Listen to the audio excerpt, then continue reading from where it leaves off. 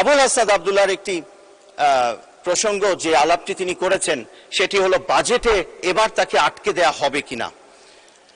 আপনাকে টাকা দেয়া হবে না তো? বিসমিল্লাহির রহমানির রহিম।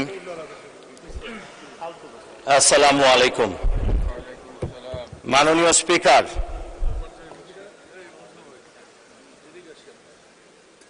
বাজেটের যে শব্দ, বাজেট শব্দটি, এটার উৎপত্তি একটি ফ্রেঞ্চ ওয়ার্ড এবং সেই ফ্রেঞ্চ ওয়ার্ডের মানে হলো থলের ব্যাগ।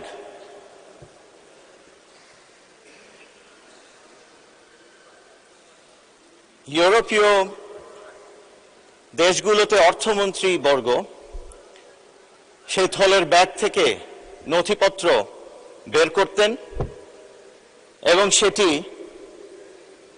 কালের পরিক্রমায় এই বাজেট শব্দে রূপান্তরিত হলো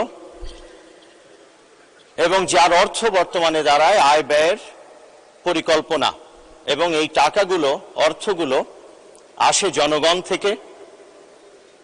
এই অর্থ অর্থাৎ জনগণের যে অর্থ, আলটিমেটলি তাদেরই সকল কিছু, আমাদের ক্ষমতার উৎস তারা এবং আমাদের বাজেট থেকে শুরু করে আগামী দিনের সকল কর্মেরও গন্তব্য তারা, উৎসও তারা। সেই মানুষগুলোর অর্থ আমাদের কাছে আমানত, অর্থাৎ সরকারের কাছে। এই আমানতের খিয়ানত হবে এমন কোনো কাজ মাননীয় প্রধানমন্ত্রী, সংসদ নেতা, যার সারা জীবন কাটলো বঞ্চনার, নিপীড়নের, সাধারণ মানুষ যেভাবে কষ্টে ছিল তার চেয়ে এতটুকু কম কষ্টে আমাদের সংসদ নেতা ছিলেন না জনাব তারেক রহমান। সেই পরিবার, তার ভাই, তার মা আমাদের নেত্রী মরহুমা দেশনেত্রী বেগম খালেদা জিয়া এবং তার বাবা হত্যা হয়েছিলেন শহীদ প্রেসিডেন্ট জিয়াউর রহমান।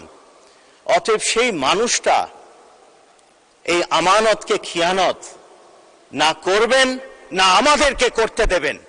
অতএব বিরোধী দলের পক্ষ থেকে যখন সন্দেহ শুনি, যখন প্রশ্ন শুনি, তখন একদিকে মনে হয় এটাই তো হবার কথা, কেননা সংসদ নেতা তো সেটাই চেয়েছেন যে আমাদের জাতীয় বিতর্ক, আমাদের জবাবদিহিতা, আমাদের সকল কর্মকাণ্ডের কেন্দ্রবিন্দু, প্রধান মঞ্চ এই সংসদ হবে। সেজন্যই কিন্তু আমরা মাসের পর মাস এই সংসদকে কার্যকর রেখেছি তার নির্দেশনায়। অতএব এখানে আপনারা সমালোচনা করবেন, আপনারা আলোচনা করবেন, আপনারা পরামর্শ দেবেন বিরোধী দল, সেটাই আমাদের কাছে আসলে কাম্য। অতএব ধন্যবাদ জানাই সেই অর্থে যে এখানে ব্যাপকভাবে আলোচনা হয়। সমালোচনার খাতিরে, শুধু সমালোচনার খাতিরে যেন সমালোচনা না হয় সেই নিবেদনটিও রাখলাম। আমি এই সুযোগে কিছুক্ষণ আগে বলে গেছেন আখতার হোসেন মাননীয় এমপি এবং আবুল হাসনাত আব্দুল্লাহ মাননীয় এমপি, তাদের দুটো তিনটে বক্তব্য আমার মনে হয়েছে এগুলো কিছু আলাপ আলোচনার খোরাক। অনেকগুলোর উত্তর আমি জানি মন্ত্রণালয়গুলো দেবে, কেননা সেগুলো স্পেসিফিক, সেগুলো অঙ্ক নিয়ে, সংখ্যা নিয়ে। কিন্তু আমি যেটা বলতে চাই, আখতার হোসেন সাহেবের যে একটি বক্তব্য ছিল, থোক বরাদ্দের বিষয়ে তিনি সন্দিহান। তিনি মনে করেন এখানে দুর্নীতি হতে পারে, অনেক কিছু হতে পারে। অবশ্যই সেই কারণেই তো আপনি আপনার বক্তব্য দিবেন। হবে কি হবে না সেই গুড গভর্নেন্স আমরা সকলে মিলে এই আলোচনা, যখনই কোনো সমস্যা দেখবেন আপনারা বলবেন, এবং সে কারণেই সংসদ কিন্তু চলমান, সে কারণেই সংসদ কার্যকর থাকাটা খুব জরুরি।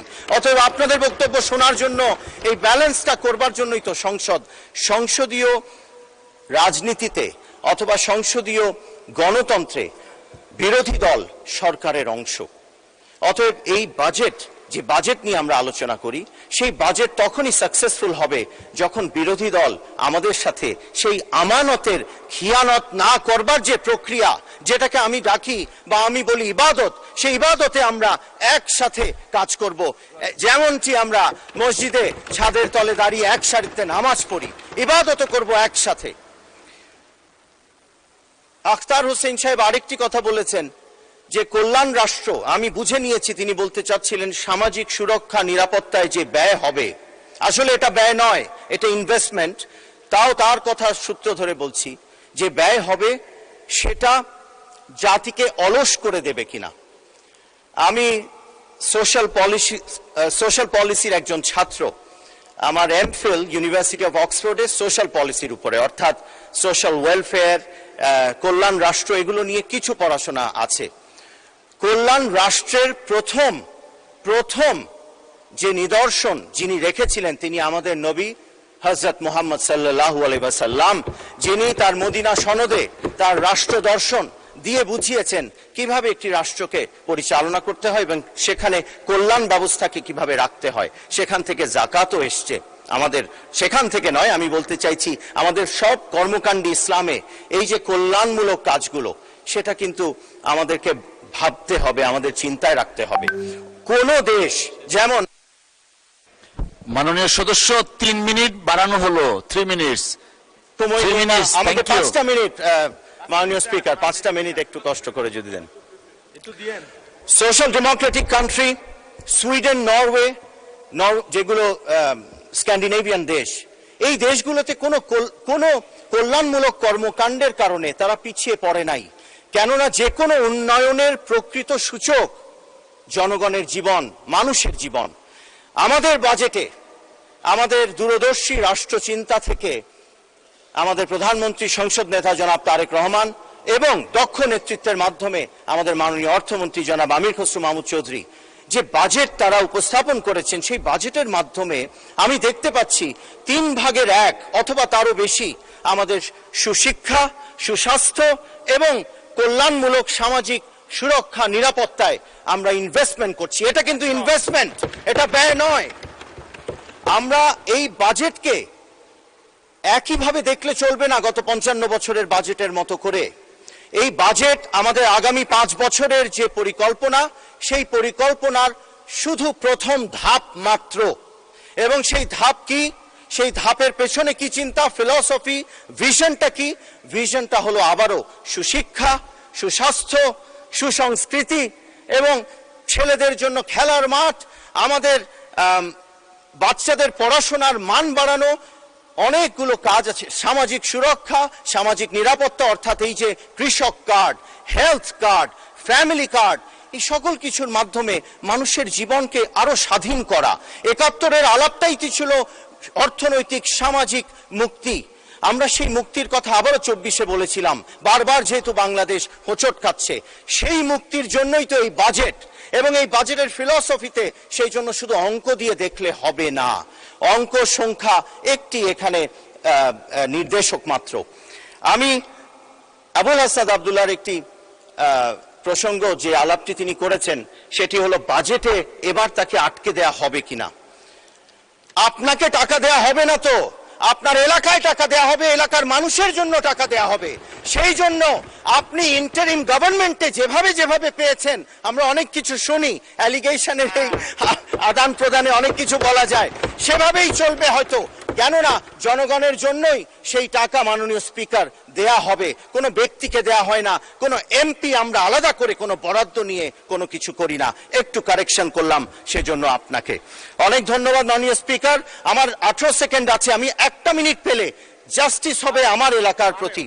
চট্টগ্রাম, একটু মাননীয় স্পিকার, চট্টগ্রামের আমি যখন থেকে রাজনীতি করি এবং আমার বাবা যার কাছ থেকে আমি অনুপ্রাণিত, এবং শহীদ প্রেসিডেন্ট জিয়াউর রহমান ম্যাডাম এবং আমার নেতা জনাব তারেক রহমান, আমাদের মাননীয় চিফ হুইপের অনুরোধে যে উদ্দেশ্য, সেটা হলো মানুষের স্বাধীনতাকে প্রসারিত করা। অমর্ত্য সেন সেটাই বলেছে, ডেভেলপমেন্ট অ্যাজ ফ্রিডম, বিশ্ব বরেণ্য ইকোনমিস্ট। সেই স্বাধীনতাকে প্রসারিত করতে হলে চট্টগ্রাম 10 সহ চট্টগ্রামে, আমি আবারও উল্লেখ করছি, মাননীয় প্রধানমন্ত্রী এবং মাননীয় অর্থমন্ত্রীর কাছে আমি অনুনয় বিনয় আবেদন করছি, চট্টগ্রাম 10-এ একটি হাসপাতাল দরকার। হালিশহর পাহাড়তলীতে আমি অলরেডি স্বাস্থ্য মন্ত্রণালয়ের একটি জমি সেটাকে এয়ারমার্ক করে চিহ্নিত করে আমি স্বাস্থ্য মন্ত্রণালয়ের কাছে দিয়েছি ডিও লেটার।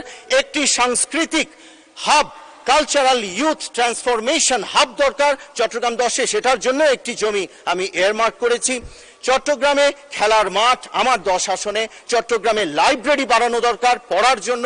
এগুলোর মাধ্যমেই আমরা মাদক এবং কিশোর গ্যাং থেকে সমাজকে দূরে রাখতে পারবো। কারাগার বাড়াতে হবে না, আমাদের খেলার মাঠ, সংস্কৃতি কেন্দ্র বাড়াতে হবে, আমাদের সুশিক্ষা, আমাদের উন্নয়ন করতে হবে শিক্ষা এবং স্বাস্থ্যে, অনেক কিছু। অসংখ্য ধন্যবাদ মাননীয় সদস্য